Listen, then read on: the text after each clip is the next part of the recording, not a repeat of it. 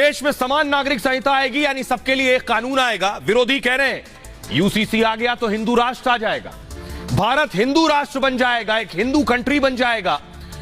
प्रधानमंत्री नरेंद्र मोदी का मकसद था यूसीसी के जरिए एक देश में एक कानून हो, महिलाओं के जो अधिकार हैं उनके साथ जो कॉम्प्रोमाइज समझौता हो रहा है वो ना हो, महिलाओं को उनके अधिकार मिले, देश में सबके ऊपर कानून बराबर हो।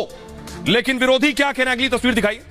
विरोधी कह रहे हैं कि ये हमारे अधिकारों का हनन है और अब लोगों को गुमराह करने के लिए एक कदम आगे बढ़ गए, आगे की चाल चल दी है। कह रहे हैं अब कि हिंदुस्तान तो हिंदू राष्ट्र बन जाएगा अगर यूसीसी आ गया। सुनिए जरा।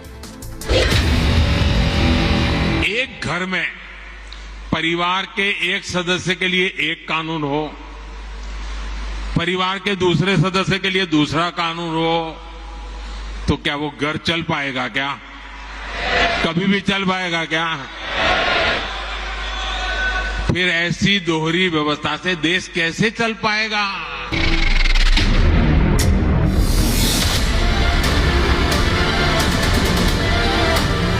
हम अपने नजदीक के ऊपर खाएंगे और अपने दीन को जिंदा रखते हैं अपनी जिंदगी के अंदर, हम इसको अल्लाह चाहेगा तो नहीं जानेंगे। तो हमारा ख्याल ये कि इस इशू को इलेक्शन का मुद्दा नहीं बनना चाहिए। तो क्या यूनिफॉर्म सिविल कोड के नाम पे आप प्लुरलिज्म, डाइवर्सिटी को छीन लेंगे क्या आप?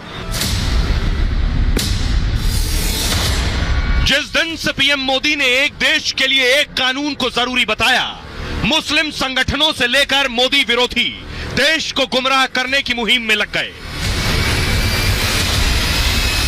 कोई यूसीसी को धार्मिक आजादी का उल्लंघन बता रहा है, तो कोई मुसलमानों के साथ दूसरे धर्मों को भी नुकसान पहुंचाने की दलील दे रहा है।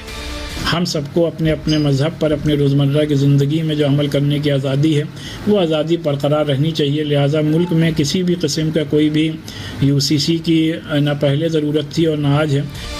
अब बड़े बड़े अर्थशास्त्री अमर्त्य सेन यूसीसी विवाद में कूद पड़े और हिंदू राष्ट्र को लेकर लोगों को भटकाने का काम कर रहे हैं। और समान नागरिक एक कानून एक देश के लिए क्या कहना चाहिए? होना चाहिए एक देश के कानून एक देश होना चाहिए। धन्यवाद। सवाल यह है यूसीसी के नाम पर मुसलमानों को क्यों डराया जा रहा है, जबकि यूसीसी में सभी के लिए एक कानून बनना है। भाई अब मैं आपको बताने जा रहा हूं यूसीसी पे कौन क्या कह रहा है, क्या दलीलें हैं, कैसे लोगों को गुमराह करने जा रहे हैं कि हिंदू राष्ट्र बन जाएगा हिंदुस्तान। इसमें कितना झूठ है कितना सच ये तो मैं आपको आगे बताऊंगा, लेकिन पहले लोगों को कैसे गुमराह किया जा रहा है वो देखिए जरा। ये देख रहे हैं, ये यूसीसी आ गया। यूसीसी पर असदुद्दीन ओवैसी कह रहे हैं ये यूनिफॉर्म नहीं हिंदू सिविल कोड है, हिंदू राष्ट्र कैसे बनेगा ये सब बकवास है। अमर्त्य सेन क्या कह रहे हैं,